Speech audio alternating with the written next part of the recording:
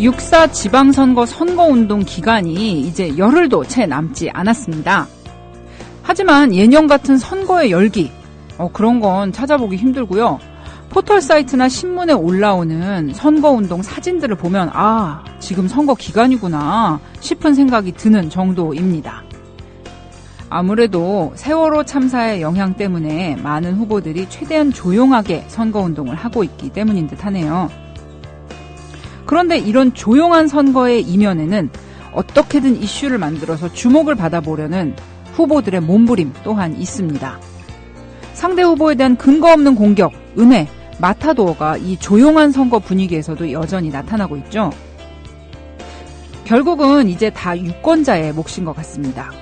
착 가라앉은 이 선거 분위기 속에서 진짜 일 잘하는 사람, 네거티브하지 않고 정정당당하게 정책과 실력으로 승부하는 후보를 골라내는 것은 역시 우리 유권자의 몫이네요. 5월 26일 국민라디오 김선의 시사돌직구 지금부터 시작합니다.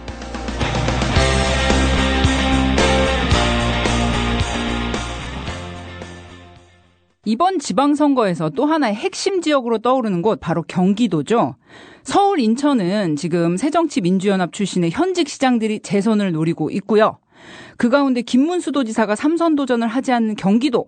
과연 경기도에서 새정치민주연합이 승리해서 수도권 벨트를 형성할 수 있을지 초미의 관심사가 되고 있습니다. 게다가 최근에는요. 새누리당의 남경필 후보와 새정치민주연합의 김진표 후보 간의 지지율 격차가 앞서거니 뒤서거니 하면서 아주 초박빙으로 나타나고 있어서 결과가 더욱 주목이 되는 지역이 바로 경기도입니다. 그래서요, 새정치민주연합의 경기도지사 후보이신 김진표 후보 지금 전화 연결되어 있습니다. 후보님 안녕하세요. 네, 안녕하세요. 예, 김진표 후보님. 반갑습니다. 지난번에 저희 방송 스튜디오로 직접 출연하셨을 때 다음에 후보 되시면 꼭 출연해 주세요. 이렇게 말씀드렸더니 그러시겠다 약속하셨는데 오늘 이렇게 다시 전화 연결로 약속 지켜주시니 감사합니다. 네. 당연히 약속은 지켜야죠. 예, 감사합니다. 네, 제가 약속은 잘 지킵니다. 네, 의리의 사나이. 네, 김진표 의원님. 요즘 공직에 있을 때도 의리의 사나이 소리를 자주 들었고요. 네. 또 김대중 대통령, 노무현 대통령과의 신의도 제가 정치하면서 일관되게 지켜오고 있습니다. 네, 신의의 사나이 김진표 저희가 인정을 해드리겠습니다. 네. 요즘 경기도 지역 일정도 많으시고 유세 일정도 너무 바쁘신 줄 알겠는데 이렇게 연결해 주셔서 감사드리고요. 저희가 김진표 후보님하고 인터뷰 시작하기 전에 한 가지 이제 우리 청취자 여러분께 공지를 해드릴 건 저희가 상대편 후보 김진표 후보님의 상대 후보인 남경필 후보님께도 계속 이제 전화 연결이나 방송 출연 관련해서 섭외 연락을 드렸는데 저희를 이제 거절하셨기 때문에 저희는 공정한 기회를 드렸고 그런 가운데 우리 김진표 후보님과 인터뷰하게 되었다는 사실을 우리 청취자 여러분께 알려드리면서 후보님과 인터뷰 시작하도록 하겠습니다. 네, 제가 남경필 후보 만나면 거기 한번 나가라고 또 권하겠습니다. 좀 부탁드릴게요. 저희는 이제 공정한 언론, 공정한 기회 드리고 싶은데 자꾸 거절하셔서 저희 좀 서운하다고 말씀 좀 전해 주십시오. 어제 후보님 첫 텔레비전 광고가 방송이 되었습니다. 네. 예, 잘 봤고요. 피아노 치는 남자 김진표로 나오셨어요. 피아노 치시는 뒷모습으로 처음 등장을 하셨다가 처음에는 저는 기다리다가 저거는 후보님 선거 광고 아닌가 보다 하고 지나가려고 했는데 갑자기 옆모습이 김진표 후보님으로 딱 나타나시더라고요. 네. 바쁜 일정 중에 촬영을 진행하셨을 걸로 알고 있는데 촬영은 또 이제 사진 촬영하고는 또 많이 다르지 않습니까? 어떻게 하셨는지 어렵지는 않으셨는지 좀 궁금합니다. 어려웠죠. 저는 특히 계속 걱정이 된 게 우리 꼬마들이 참 잘해 주셔서 고마웠는데 꼬마들을 너무 오래 붙잡아둘 수가 없잖아요. 그래서 그냥 제가 있는 힘을 다해서 꼬마들하고 적응하느라고 제가 친손주 하나, 외손주 둘이 있습니다. 근데 손주들하고 잘 놀거든요. 그런 게 아마 아이들하고도 금방 친해져서 그래도 좀 빨리 끝날 수 있었던 것 같습니다. 그랬어요. 아이들이 좀 이렇게 촬영 오래 지체되면은 좀 지루해하고 그러잖아요. 네. 예, 그런데 이제 자연스럽게 눈 맞추면서 노래하시는 모습 상당히 열심히 촬영을 하셨을 것 같은데 아이들을 그렇게 많이 광고에 함께 하신 이유가 있을 것 같아요. 어떤 컨셉으로 어떤 메시지를 전달하고 싶으셨던 건지 설명 좀 부탁드립니다. 사실은 우리가 그 세월호 사태 때 우리 그 아이들을 지켜주지 못했잖아요. 네. 그런데 이제 이걸 계기로 대한민국을 확 바꿔야 한다는 얘기가 많죠. 아이들이 행복하게 웃으며 살 수 있는 나라, 그런 나라를 만들어야 할 책임이 우리에게 있으니까 네네. 그거를 좀 이렇게 표현하고자 하는 것이 아마 광고물이었던 것 같습니다. 그래서 네. 세월호 사태 때 그 가시나무 노래라는 거에 맞추어서 세월호 사태의 분위기와 우리의 그 아픔, 가슴 아픔, 반성 이런 것들을 표현하려고 했고요. 네. 그러나 이제 여기에 머물러 있을 수 없으니까 우리 천진난만한 그 아이들이 우리의 미래고 우리의 꿈이고 희망인데 네네. 걔네들에게 좋은 나라라는 노래와 함께 그런 나라를 만들어내는 그런 듬직한 경기도지사가 되자. 그런 이미지를 좀 하려고 노력을 했던 것 같습니다. 네.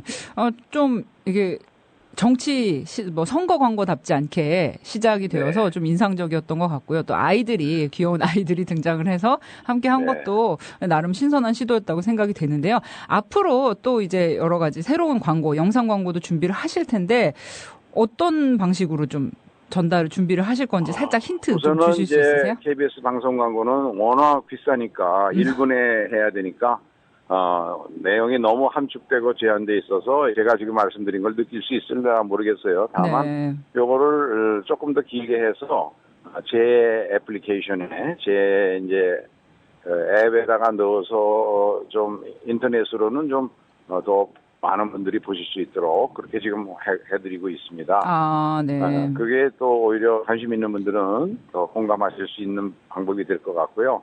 그 밖에도 이제 선거법에 제약이 있습니다. 뭐, 신문 광고는 몇 회, 또 후원회 광고는 몇 회, 방송 광고는 몇 회 이렇게 제한이 돼 있어서 그 테두리 안에서는 가장 효과가 있게 광고를 해야 되겠죠. 네, 그렇군요. 이제 정책 얘기로 좀 들어가 볼게요. 요즘 며칠 동안 좀 이슈가 많이 되었죠. 경기도지사 선거의 가장 큰 이슈. 역시 그 김진표 후보님이 제시했던 보육교사 공무원화, 요 내용인 것 같은데요. 어제는 새정치민주연합하고 새누리당 양당 그 지도부 원내대표들까지 가세를 해서 이 문제에 대해서 논쟁이 확산되고 있는 모양입니다. 보육 문제에 대한 관심, 이제 복지 안에서도 굉장히 큰 이슈라서 그런 것 같은데요. 김진표 후보님이 제시하셨던 보육교사의 공무원화 어떤 내용인지 어떤 공약인지 좀 설명 부탁드릴게요. 우선 저는 참 좋은 논쟁이 붙었다 이런 생각이고요. 우리 사회의 그 국가 경영의 우선순위를 결정하는 좋은 논쟁을 이번 지방선거에 이 이슈로 좀 정치권이 해줬으면 좋겠습니다. 그런데 이게 건강한 토론이 됐으면 좋겠는데 그것이 좀 새누리당 지도부에서 완전히 그 침소봉대한 잘못된 일부러 그런 것 같아요. 숫자를 들어서 8조가 든다, 10조가 든다, 나라 망할 일이다, 공무원을 한꺼번에 20명이나 늘리냐, 20만 명이나 늘리냐, 이런 식의 이제 공격을 하면서 포퓰리즘이라고 비난을 하는데요.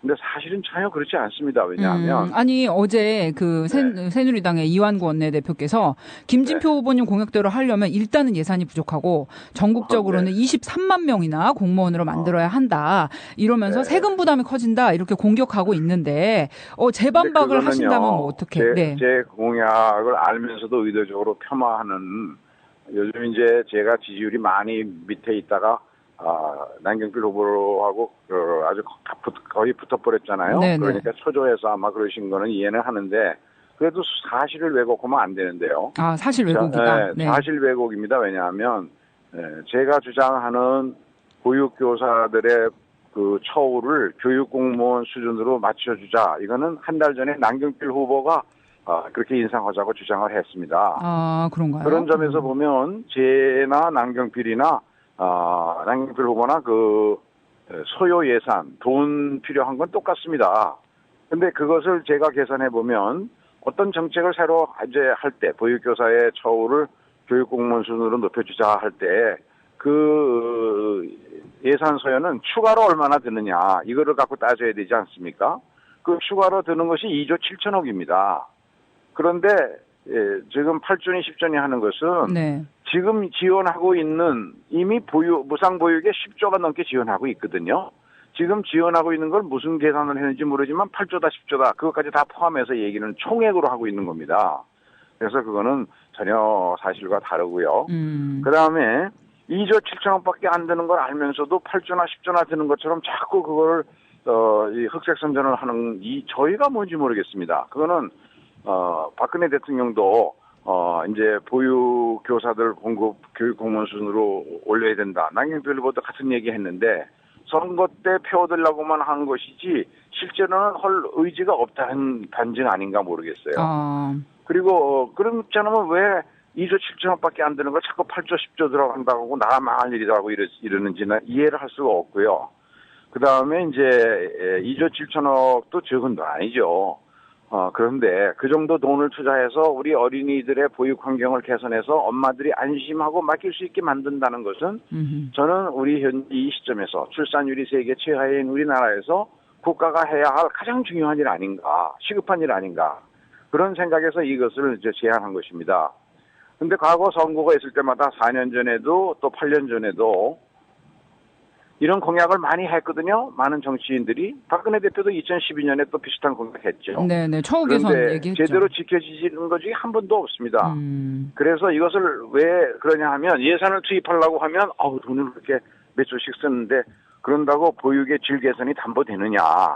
이래서 안 됐거든요, 항상. 네네. 그래 자꾸 뒤로 밀려주고 수당만 그저 몇만 원씩 찔끔 올려주고 또 뒤로 밀고 또 뒤로 밀고 이러다 보니까 우리 보육 환경은 계속해서 열악한 상태로 남아있는 거죠. 네. 지금 어린이집 선생님들 하루에 12시간씩 근무하는데 봉급은 이제 150만 원을 채 못 받는 사람이 거의 대부분이거든요. 너무 좀. 그래서 이직률이 제일 높습니다. 이 직종이.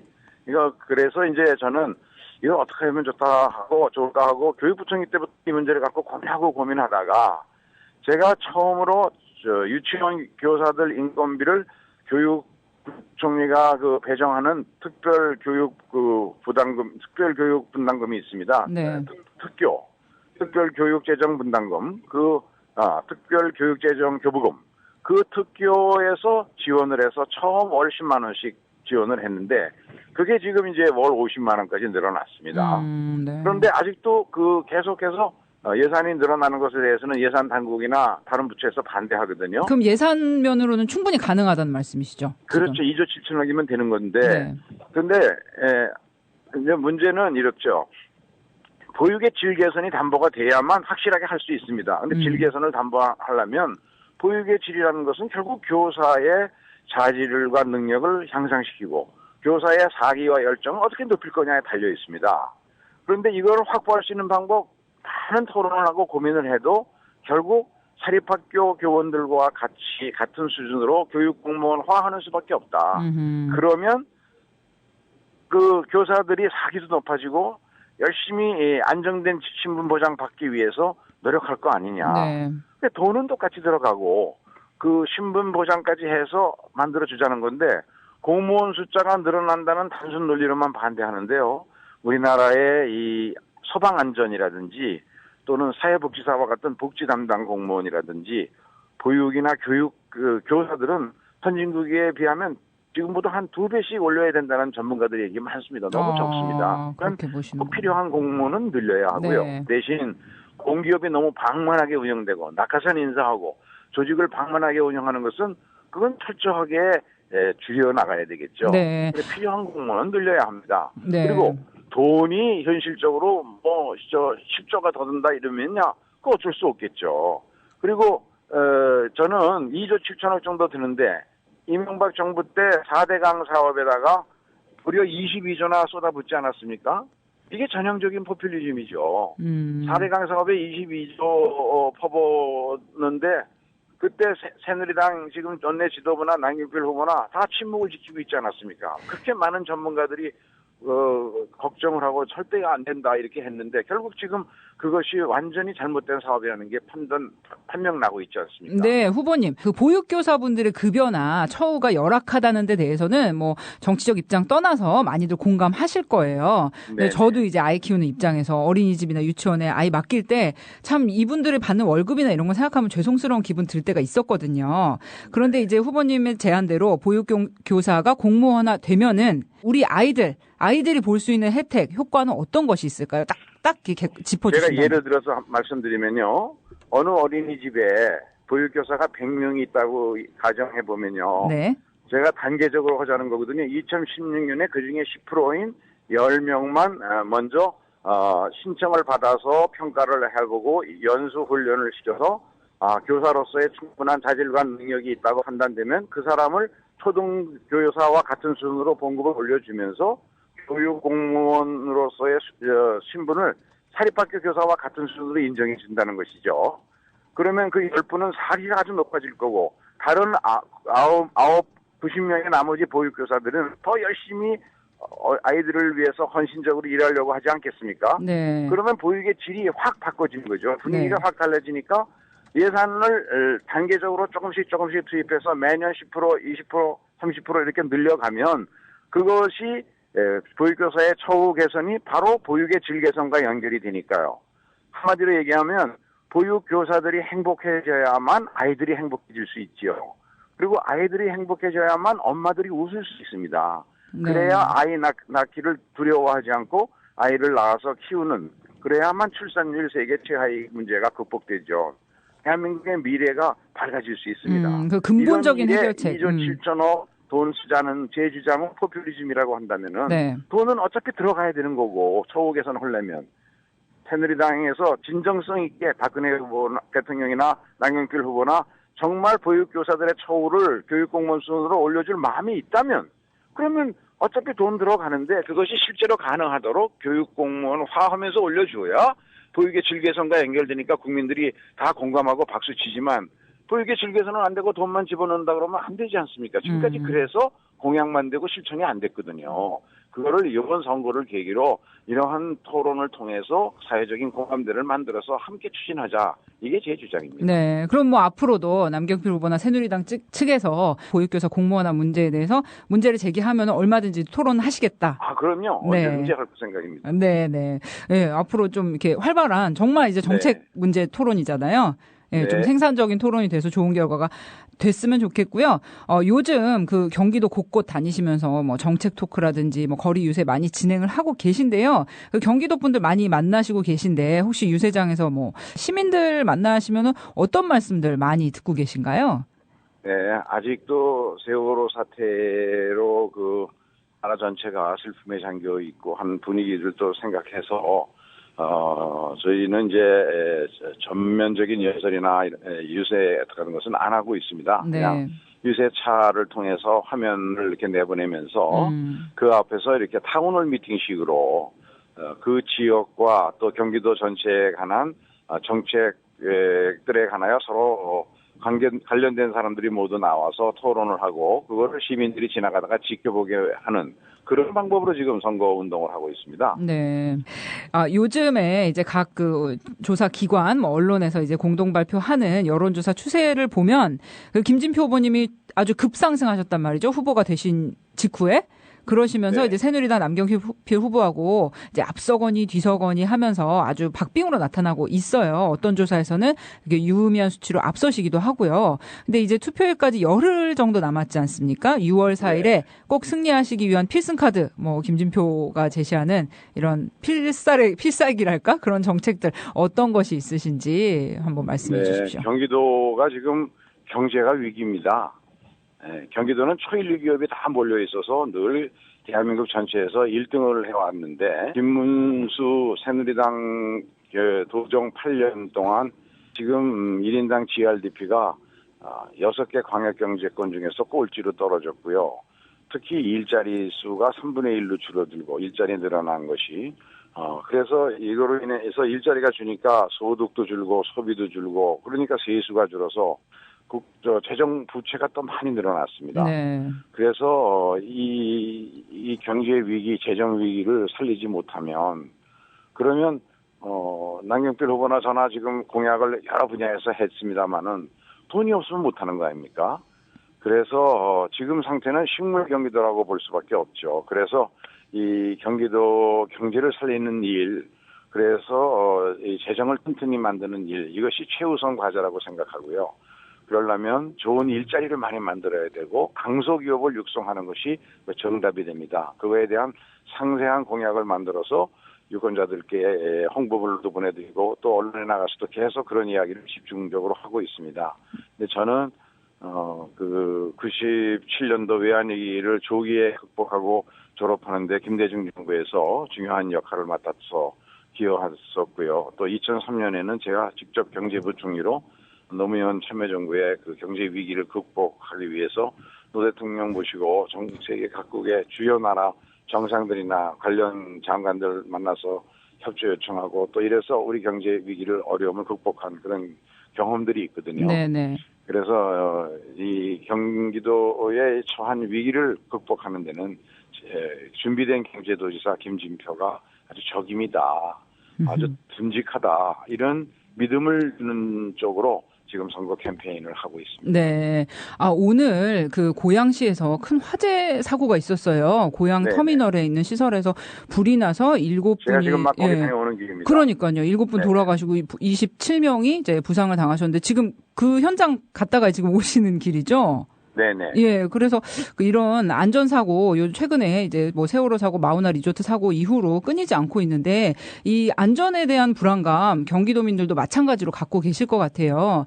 그래서 이 안전대책 어떤 것으로 제시하실 것인지, 예, 말씀 부탁드릴게요. 네, 경기도가 그 대형 재난의 위험이 가장 큰 도입니다. 왜냐하면 인구가 급격히 늘어나고 있는데, 소방과 경찰력은 거기에 비해서 제대로 확충되지 못하고 예산도 아주 부족해서 환경과 여건이 아주 열악해지고 있습니다. 그런데다가 이제 경기도에는 접경 지역으로 국외 군사 위협에도 늘 직면돼 있지요. 또 산업 시설이 많아서 대형 가스 폭발과 같은 대형 화재나 사고의 위험도 큽니다. 지하철망이 막 건설이 되면서 경기도로 확산되니까 지하철 사고나 복합 터미널 화재 사고 때 많은 인명 피해가 날 위험도가 큰 거죠. 그래서 저는 이제 도지사가 되면은 우선 긴급 대책으로 지금 즉시 제가 직접 지휘하고 전문가들과 함께 경기도의 이 지하철이라든가 터미널이라든가 또 대형 건물이라든가 또 산업단지 같은 곳에 이 재난의 위험이 큰 곳을 집중 점검해가지고 그런 지역에 대한 재난 예방 및 재난 발생 시 피해를 최소화하고 신속히 복구할 수 있는 종합 대책을 완벽하게 만들어서 100일 내에는 이것을 수립해야 된다. 언제 또 터질지 모르기 때문에요. 그런 이제 긴급 비난 대책과 함께 경기도의 그 어린이나 여성들, 경기도민들이 이 밖에도 많은 대형 재난 사고라든가 또는 범죄라든가 또는 교통사고라든가 또는 먹거리 안전 사고라든가 이런 데에서 좀 벗어나려면 네. 생활 현장에서 공무원들만 책상에서 움직여서는 안 됩니다. 생활 현장에서 공무원과 시민들이 함께 협의해서 그런 모든 문제들을 점검하고 고발하고 시민감사관제도 업무지만제도 이런 거 만들어서 경기도민들이 살아가는 생활 구석구석에 있는 위험 요인들을 가지고 생활안전 지도를 만들어야 된다고 생각합니다. 네, 네, 후보님. 그래서 그 지도를 이제 토대로 해서 재난 대책을 세워줘야 되는데 문제는 현장에서 즉각 투입해서 사고가 발생하면 문제를 해결해줘야 되는데 대한민국은 선진국과는 달리 현장의 지도자들에게 권한이 제대로 배분이 안 돼 있습니다. 네. 왜냐하면 이제 기초담체장들이요. 그 장들이 소방 권한, 경찰 권한을 직접 갖지 못하고 있거든요. 그래서 이제 소방서가 소방서 연락해서 빨리 오는 수밖에 없는데 좀 문제가 좀 있다. 그런 생각이죠. 네. 네, 후보님. 마지막 질문으로요. 저희 국민 라디오, 저희 방송 청취자 조합원 분들께 인사 말씀, 경기도지사 후보로서 부탁 말씀, 한 말씀 짧게 해 주십시오. 예. 국민 TV가 이제 라디오뿐만 아니라 TV까지 되고 있어서 더 좋은 방송, 더 좋은 언론으로 국민들에게 더 다가가고 있어서 든든합니다. 제가 도지사에 당선되면 불러주시면 다시 한번 나와서 여러분들과 함께 우리 경기도민의 삶의 질을 개선할 수 있는 구체적인 방법에 관해서 이야기도 나누고 또 제 의견도 좀 소개하고 싶습니다. 네, 경청해 주셔서 감사합니다. 네, 후보님. 경기도지사 후보, 새정치민주연합 경기도지사 후보인 김진표 후보님 모시고 경기도 이모저모 또 보육정책 이야기 들어봤습니다. 오늘 전화 연결 감사합니다. 감사합니다. 네. 6.4 지방선거까지 이제 선거 날까지 열흘 남았네요. 정말 시간이 잘도 갑니다. 우리 지역 일꾼, 지역 살림을 지킬 일꾼을 뽑는 선거이니만큼 정말 관심 가지고 좀 어렵지만 정말 관심 가지고 좋은 후보 선택하셨으면 좋겠고요. 김선혜 시사들 찍고 다음 주 이 시간에 다시 돌아올게요. 감사합니다.